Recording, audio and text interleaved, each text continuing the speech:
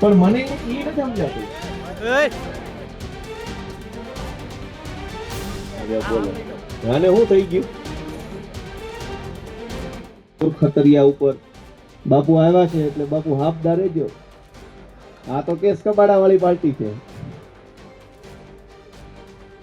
Case કબાડા વાળી party છે એટલે મારી નમ્ર વિનંતી છે કે આમાં અને આ બધા જમાદારો ઉભા છે. ચાલ ઉપરથી કોકનો ફોન આવશે કે અમને ઉપરથી છે ભાઈ, પણ મને એ નથી સમજાતું. બોલો આને શું થઈ ગયું?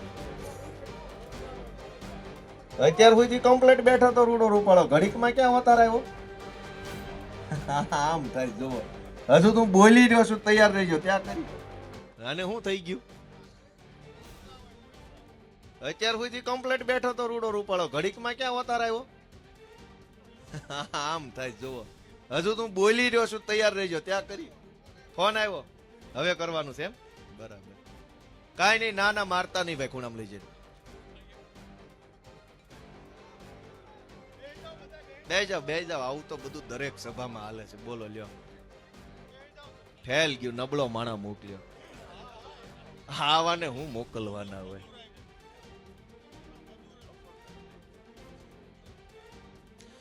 બેહો બાપા, બેહો વાલા, બેહો.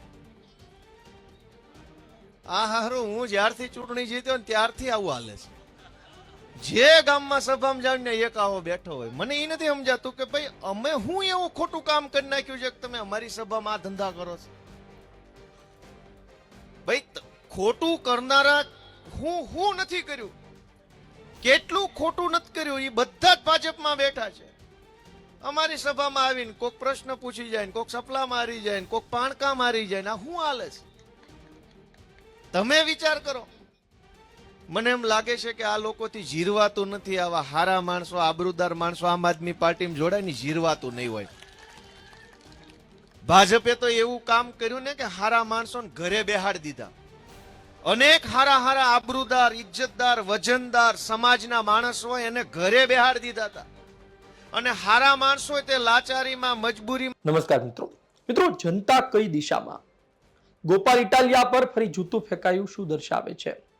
વિસ્તારથી વાત કરું. ગુજરાતમાં જૂતા અને ગોપાલ ઇટાલિયાને જૂનો નાતો છે. જૂનાગઢના માળિયાહાટીની ફક્ત વાત નથી, વાત જામનગરની પણ છે અને વાત પ્રદીપસિંહ જાડેજા પર જે તે સમયે જૂતું ફેંકવામાં આવ્યું તેની પણ છે. સવાલ એ છે કે જનતા શું ઈચ્છે છે, લોકો શું ઈચ્છે છે? શું આની પાછળ લોકો હોય છે? શું સામાન્ય કાર્યકર હોય છે કે પછી કોઈ રાજકીય કાવા દાવા ચાલતા હોય છે? ત્રણ વાત છે ટૂંકમાં કહેવી છે. પહેલી વાત એ છે કે જો સામાન્ય કાર્યકર આ પ્રકારનો હુમલો કરે, સામાન્ય કાર્યકર વિપક્ષની સભાઓમાં જઈને હોબાળો કરે, આ પ્રકારે જૂતા ફેંકે, ખોટા સવાલો કરે, તો આપણને સવાલ એ પણ થાય પત્રકાર તરીકે, એક ગુજરાતના સામાન્ય નાગરિક તરીકે, કે સત્તાધારી પાર્ટી ભારતીય જનતા પાર્ટી આટલા વર્ષોથી ગુજરાતમાં શાસનમાં છે, તો સવાલ કોને પૂછવાનો હોય? બેશક સવાલ પૂછવાનો અધિકાર છે, સ્વતંત્રતા છે, લોકશાહી છે, તમે પૂછી શકો વિપક્ષને પણ. પરંતુ કહેવાનો અર્થ એ છે કે જે પાર્ટી શાસનમાં જ નથી, જે પાર્ટી અત્યારે ગુજરાતમાં શાસનમાં નથી, છેલ્લા લાંબા સમયથી વિપક્ષનું કોંગ્રેસ હોય કે આમ આદમી પાર્ટી કોઈ આવ્યું નથી, આ પ્રકારની પરિસ્થિતિ વચ્ચે ગુજરાતના સળગતા સવાલો કોને પૂછવાના હોય? શું આ પ્રકારે સામાન્ય કાર્યકર કે પછી લોકો વિપક્ષને સવાલો પૂછીને, તેની સભામાં હોબાળો કરીને, આ પ્રકારે જૂતા ફેંકીને તેનું મનોબળ તોડી રહ્યા છે? અને અંતે એ લોકો જે સવાલ પૂછતા હોય છે, આમ જનતાના, તેને અસર થતી હોય છે અને લોકોને નુકસાન થતું હોય છે. પહેલી વાત આ છે. બીજી વાત એ છે કે જામનગરમાં 5 ડિસેમ્બર 2025માં જે હુમલો કરવામાં આવ્યો હતો, જે જૂતું ફેંકવામાં આવ્યું હતું, તેની પાછળ કોંગ્રેસનો કાર્યકર હતો.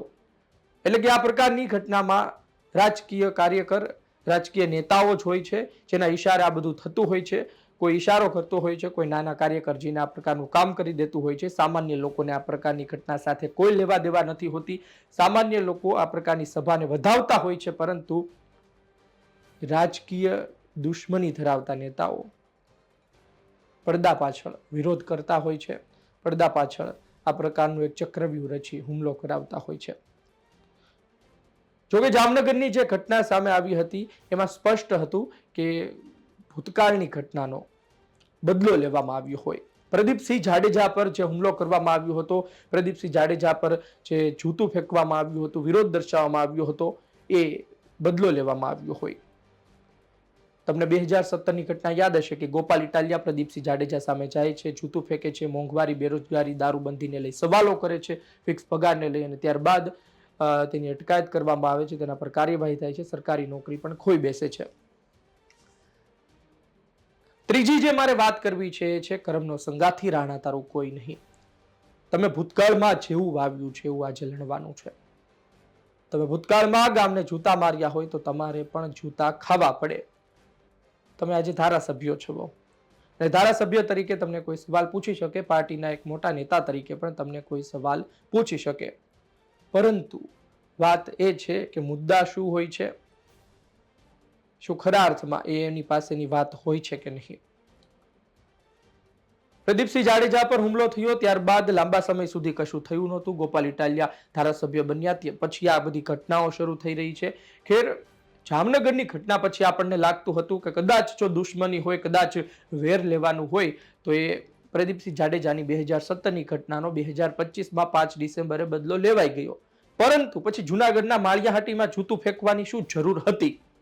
આ પ્રકારનું કરવાથી શું ગોપાલ ઇટાલિયાની છબીને વધુ મજબૂત કરવામાં આવી રહી છે? કારણ કે સામે જનતાનો પ્રેમ પણ મળે. ગોપાલ ઇટાલિયા અંતે તો એક સામાન્ય વ્યક્તિની વાત કરતા હોય છે અને પછી તેને જૂતા મારવામાં આવે તો એ સામાન્ય વ્યક્તિને પણ અસર થાય કે આપણી વાત કરનાર વ્યક્તિને, પછી એની જગ્યાએ કોંગ્રેસના કોઈ મોટા નેતા હોય તો પણ લોકોને થાય. એટલે કહેવાનો અર્થ એ છે કે 3 વાત છે. પહેલી વાત એ છે કે જો લોકો આની પાછળ હોય, સામાન્ય કાર્યકર હોય, તો ગુજરાત કઈ દિશામાં જઈ રહ્યું છે, જેમને સવાલો પૂછવાના છે, જેની સામી છાતીએ વાત કરવાની છે, ત્યાં કોઈ કરતું નથી. બીજી વાત એ છે કે આની પાછળ રાજકીય વ્યક્તિ હોય તો એ એમનું રાજકારણ જાણે. ત્રીજી વાત એ છે કે ભૂતકાળનો બદલો, ભૂતકાળની દુશ્મની, ભૂતકાળના તમારા કામ. આપનું શું કહેવું છે કોમેન્ટ બોક્સમાં જરૂરથી જણાવજો. આપ શું વિચારો છો? જામનગરમાં પ્રદીપસિંહ જાડેજા વાળી દુશ્મની ખતમ થઈ ગઈ હોય તો પછી માળિયાહાટીમાં ફરી કેમ જૂતું ફેંકવામાં આવ્યું? આ પ્રકારે જૂતું ફેંકવાથી શું વિપક્ષનો જુસ્સો નબળો પાડવામાં આવી રહ્યો છે? જુનાગઢમાં આજની તારીખે આમ આદમી પાર્ટી મજબૂત થઈ રહી છે. વિસાવદરમાં ગોપાલ ઇટાલિયા જીત્યા, એ પહેલા ભૂપત ભાયાણી જીત્યા હતા.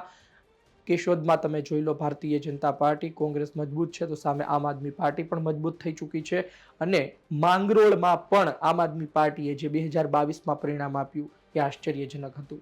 બેશક કોંગ્રેસને નુકસાન થઈ રહ્યું છે, પછી સુરેન્દ્રનગર હોય, એ પછી અમરેલી હોય કે પછી જુનાગઢ જિલ્લો હોય, પરંતુ રાજકીય પાર્ટીઓ આવતી રહેતી હોય છે, તેને કોઈ ના ન પાડી શકે. આપનું શું કહેવું છે કોમેન્ટ બોક્સમાં આપનો અભિપ્રાય જણાવજો. આ હુમલાને લઈને કહેજો, ભૂતકાળની ઘટનાઓ સાથે સરખામણી કરી આપ શું કહેશો જરૂરથી જણાવજો. વિડીયો પસંદ આવ્યો હોય લાઈક કરજો, શેર કરજો. ધન્યવાદ.